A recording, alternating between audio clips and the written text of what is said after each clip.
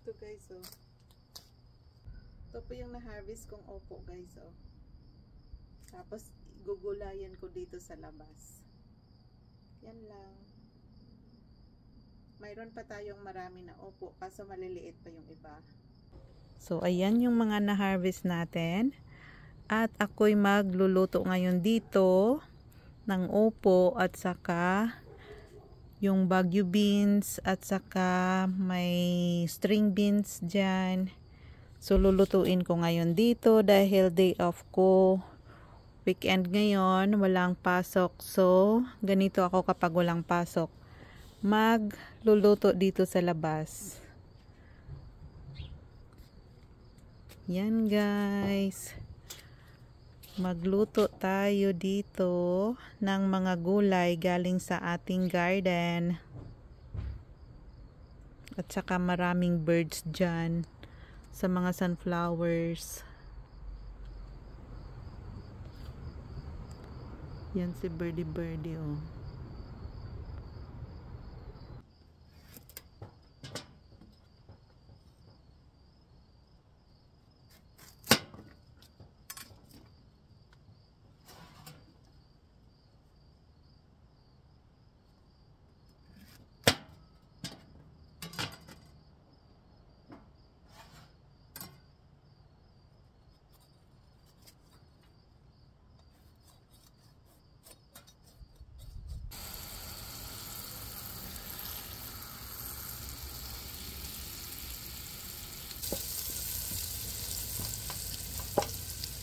Ayan yung ating onions at ahos.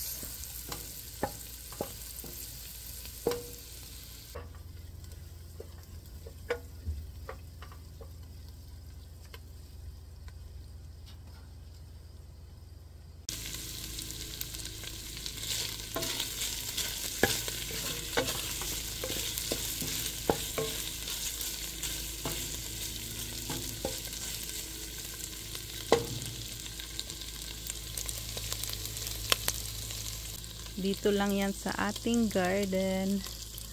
Ayan oh.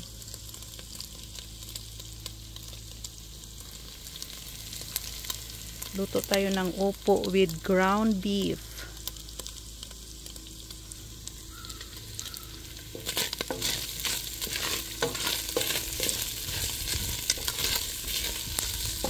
Bango na, bango na.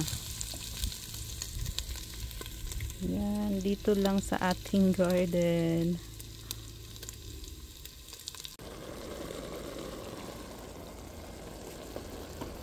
So, ayan guys. Hindi na natin i-overcook para masarap. Kasi presko yung yung opo natin. Yan, tapos na. Pure lang yan.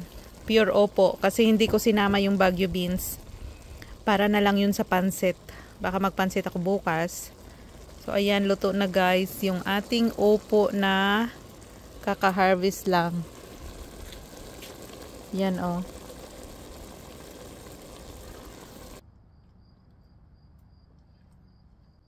Kain guys.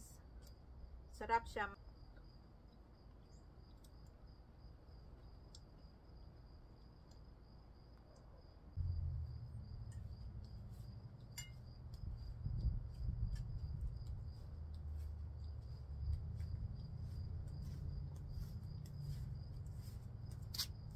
Sarap guys.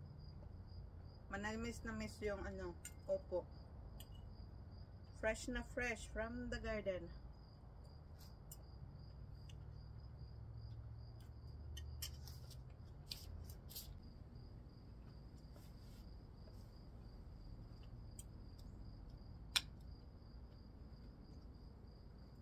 Meron pang opo dito guys oh.